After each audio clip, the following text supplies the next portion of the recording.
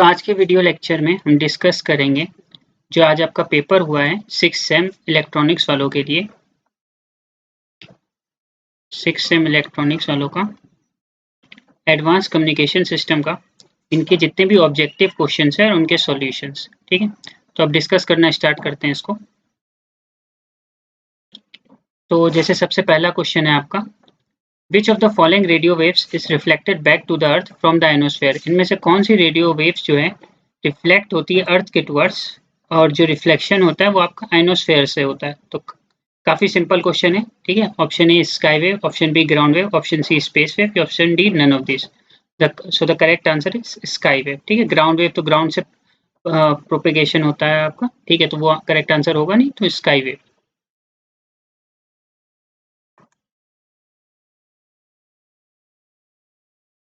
Question number 2.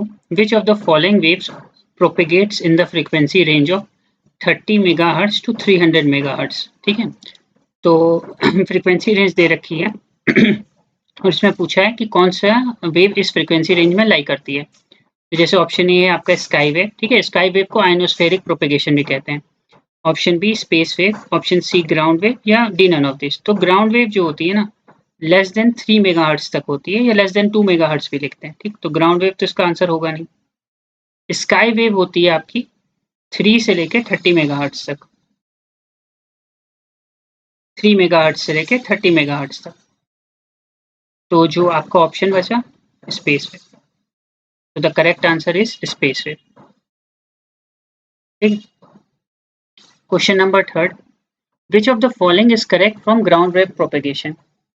तो इनमें से कौन सा स्टेटमेंट करेक्ट है ground wave propagation. It is use for AM transmission, it is use for FM transmission, it is use for TV transmission या none of this. तो ground wave propagation पूछा है किसके ट्रांसमिशन के लिए होता है।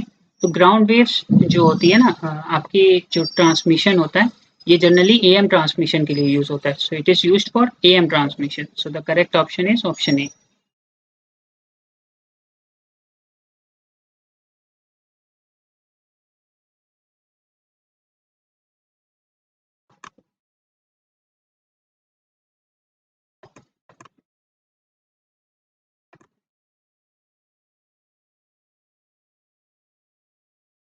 विच of the following is lower side band signal in amplitude modulation. तो इसमें पूछा है लोअर साइड बैंड सिग्नल कौन सा है। तो लोअर साइड बैंड मतलब आपका एलएसबी। ठीक है, और एलएसबी में कौन सा टर्म रहता है, omega C minus omega M T. ठीक है, तो ये वाला टर्म आप ढूंढ लो, जो होगा वही करेक्ट आंसर होगा आपका। तो इसमें से देखो, जो ऑप्शन पहला है उसमें ही omega C minus omega M T का टर्म है। So the correct option is option ए।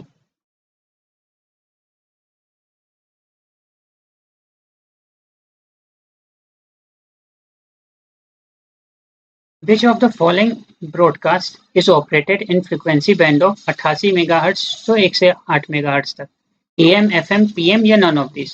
सो काफी सिंपल क्वेश्चन है, 88 से लेके 108 FM होता है आपका। So the correct option is option B. Question number 6. In which of the following modulation technique modulation index depends upon frequency of the Moses signal? तो जो modulation index है वो frequency of the message signal पर depend करना चाहिए। ऐसा कौन सा आपका होता है, ऐसे कौन सी मॉड्यूलेशन स्कीम में ये होता है, ये क्वेश्चन था आपका। ऑप्शन ए है PM, option B FM, option C AM या डी नन ऑफ दिस। तो आप देख लो, एफएम मॉड्यूलेशन में जो मॉड्यूलेशन इंडेक्स है उसको बीटा कहते हैं, और वो होता है आपका मॉड्यूलेशन इंडेक्स बीटा होता है, और उसको कहते हैं delta F upon F M. ठीक है, so beta is inversely proportional to 1 upon F M. ठीक है, और डेल्टा एफ होता है आपका frequency deviation which is F A M upon F M. ठीक है, तो यहाँ से भी आप दे सकते हो, और ए एम का जैसे आपको पता ही है मॉड्यूलेशन इंडेक्स डिपेंड नहीं करता आपका फ्रीक्वेंसी पे। ठीक है, सो जो करेक्ट ऑप्शन होगा वो होगा आपका option B F M.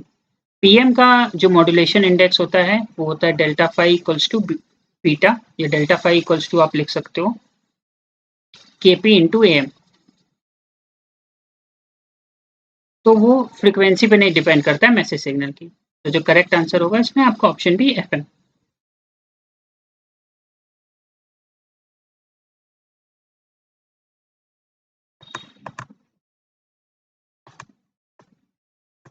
Which of the following noise is generated by automobile, electric motors and switching equipment? तो कौन सी नॉइज जनरेट होती है automobile, electric motors and switching equipments द्वारा? Option A thermal noise, option B short noise, option C industrial noise, option D atmospheric noise. So obvious बात है automobile, electric motor, switching equipment, इनसे जो आपकी noise generate होती है वो industrial noise है। ठीक है, थर्मल नॉइज रजिस्टर्स में जनरेट होती है, एटमॉस्फेरिक नॉइज जो आपके फेनोमेना होते हैं जैसे लाइटनिंग हुआ, इन सब में जनरेट होती है। शॉर्ट नॉइज सेमीकंडक्टर्स और कंडक्टर्स में जनरेट होती है। सो जो अब यहाँ लिखा था ऑटोमोबाइल, इलेक्ट्रिक मोटर्स और स्विचिंग इक्विपमेंट्स में। So the correct answer is option C. तो ये सारे क्वेश्चन आपके क्लास में डिस्कस किए हुए हैं, तो जिन्होंने भी क्लास ढंग से की होगी उसके लिए काफी ईजी हो रहा होगा। नेक्स्ट क्वेश्चन है आपका question number 8। Which of the following statement is correct? Option A thermal noise is independent of frequency, option B thermal noise is generated in resistance, option C industrial noise is a type of internal noise, या D none of this. तो thermal noise के बारे में पूछा था, तो thermal noise जैसे कि मैंने अभी ऊपर वाले क्वेश्चन में ही समझाया, thermal noise is generated in resistance, तो करेक्ट पूछा था इसमें। सो अब thermal noise is independent of frequency, ये गलत होता है। पीएन होता है केटीबी, यहाँ बी जो होता है आपका बैंडविथ होता है, इसलिए जो ऑप्शन आपका ऑप्शन ए है वो गलत था। ठीक है, industrial noise is a type of internal, ये भी सही नहीं है, तो पूछा था करेक्ट ऑप्शन, तो correct option is option B.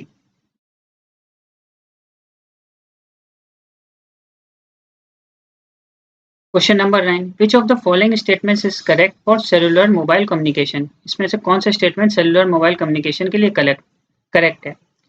तो क्या है? A cell size is fixed, B cell size can be increase और decrease, option C adjacent cells can not use the same frequency, या बोथ बी एंड सी। तो देखिए cell size ना increase और decrease कर सकते हैं, डिपेंड करता है हम सेल का एलोकेशन कैसे कर रहे हैं। दूसरा, एडजेसेंट सेल आपका सेम फ्रीक्वेंसी नहीं यूज कर सकते, क्योंकि जो है उसमें फिर इंटरफेरेंस आएगा। सो जो इसका करेक्ट ऑप्शन होगा वो आपका होगा option D, both B and C. ठीक है, both B and C.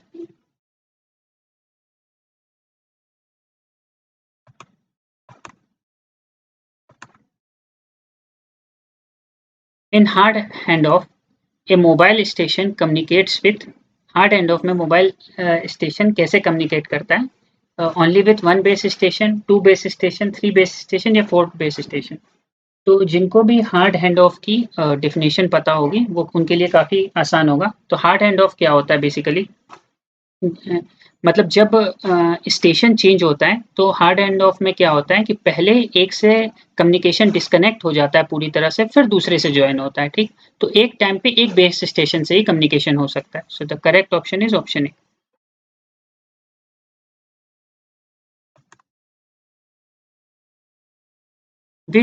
In which of the following is the first satellite launched by India? Aryabhata, Apple, INSAT 1A, या डी नन ऑफ दिस? तो जो फर्स्ट सैटेलाइट थी जो इंडिया ने launch की थी वो थी आपकी Aryabhata. Question number 12। Which of the following statement is correct for LEO satellite? It is located at altitudes between 500 and 2000 kilometre, it revolves around the earth in 90 to 120 minutes, both A and B, या D none of this? तो generally जो LEO satellites होती है वो 2000 kilometre से कम के distance पर located होती है। तो पहला ऑप्शन आपका सही है, it is located in at altitudes, मतलब आपकी हाइट बोला है 500 से लेकर 2000 किलोमीटर के बीच। It revolves around the earth in 90 to 120 minutes, almost जो पीरियड ऑफ रेवोल्यूशन होता है इसी के बीच में ही होता है। ठीक है, हर बुक्स अपना अलग डेटा यूज करती है, इस वजह से ये इन सब क्वेश्चन में थोड़ी कंफ्यूजन हो सकती है आप लोग को। बट आपका ऑप्शन ए भी सही है, बी भी सही है। सो द करेक्ट ऑप्शन होगा वो होगा आपका option C, both A and B. ठीक, बोथ ए एंड बी।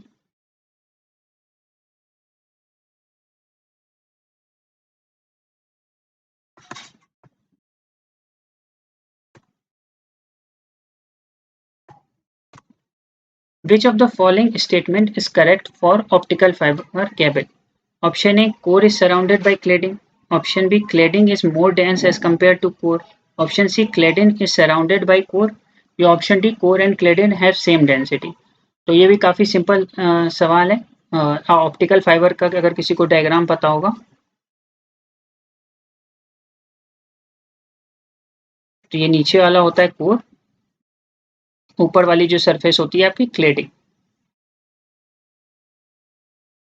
ठीक है। तो core is surrounded by cladding, तो जो करेक्ट ऑप्शन है ऑप्शन ए। बाकी को भी एक बार डिस्कस कर लेते हैं। Cladding is more dense as compare to core, गलत। रिफ्रैक्टिव इंडेक्स कोर का ज्यादा होता है, ठीक है, तो ये आपका ऑप्शन गलत है। Cladding is surrounded by core, ये भी गलत है। Core and cladding have same density, ये भी गलत। सो तो करेक्ट ऑप्शन पूछा था आपका option A.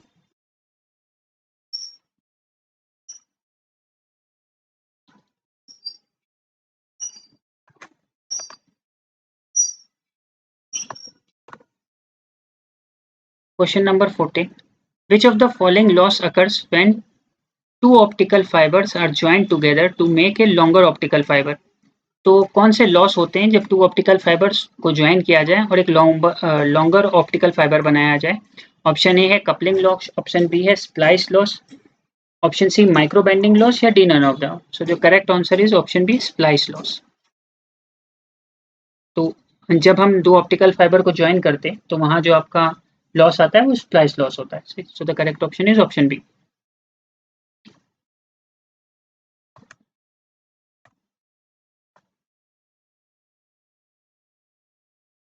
Question number 15. Which of the following device connects transmitter or receiver to the antenna alternatively? तो कौन सा डिवाइस होता है जो ट्रांसमीटर और रिसीवर को कनेक्ट करता है to the antenna alternatively? Transponder, synchronisation, duplexer, या नॉन ऑफ दिस। तो ये रडार जब हम पढ़े तो मैंने आप लोग को एक्सप्लेन भी किया था कि कौन सा ऐसा डिवाइस होता है, डुप्लेक्सर, ठीक है। Question number 16.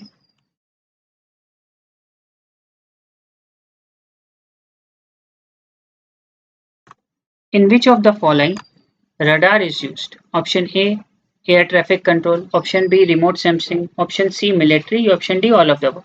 तो radar आपका air traffic control में भी यूज होता है, remote sensing, military, all of them. The correct answer is option D.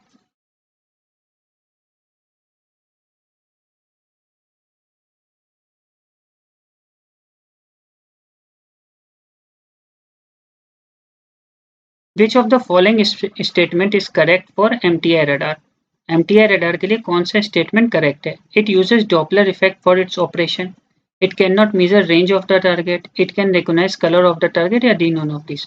तो MTI होता है मूविंग टारगेट इंडिकेटर। तो मूविंग टारगेट को स्टेशनरी टारगेट से ये अलग करता है या उसको पहचानता है, ऐसा कह सकते हैं। तो कौन सा इफेक्ट ये यूज करता है? Doppler effect. तो it use Doppler effect for its operation, और करेक्ट पूछा था।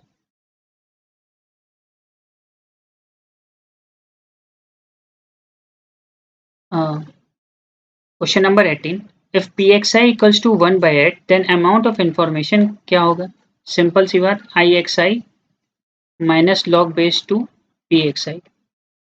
काफी सिंपल क्वेश्चन है, इससे ज्यादा टफ तो हम लोग ने क्लास में भी कर रखा है। pxi की value 1/8, log base 2 8,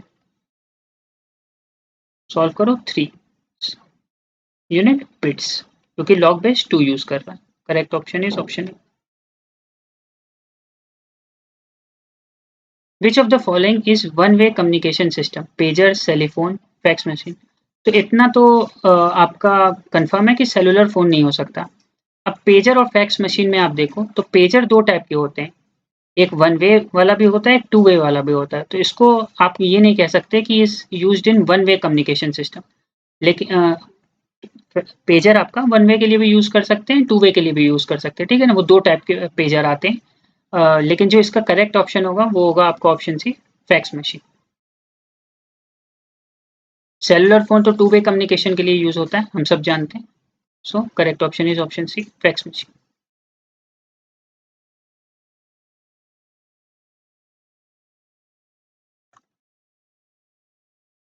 which of the following factors limits the channel capacity? कौन कौन सा फैक्टर्स हैं जो चैनल कैपेसिटी को लिमिट करता है?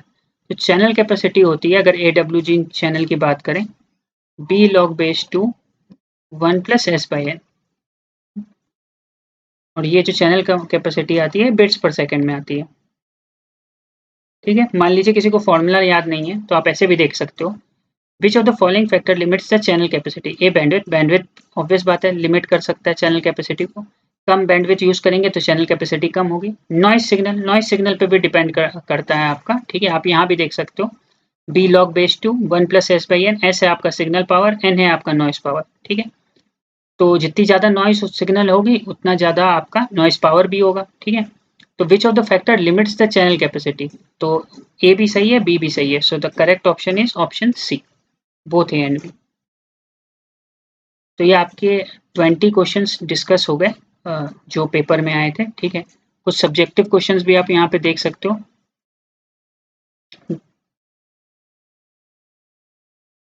मैं पेपर एक बार,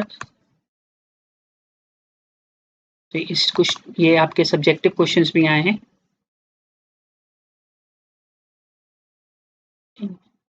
तो जिसमें से मैंने 20 ऑब्जेक्टिव क्वेश्चंस आपके डिस्कस कर दिए। किसी क्वेश्चन में आपको डाउट है तो आप कमेंट सेक्शन में पूछ सकते हैं, ठीक है। किसी भी क्वेश्चन में डाउट है, आपके कितने सही हुए वो भी आप कमेंट सेक्शन में बता सकते हैं। बाकी अगर आपको हमारा वीडियो इन्फॉर्मेटिव लगा, so like, share and subscribe to our channel.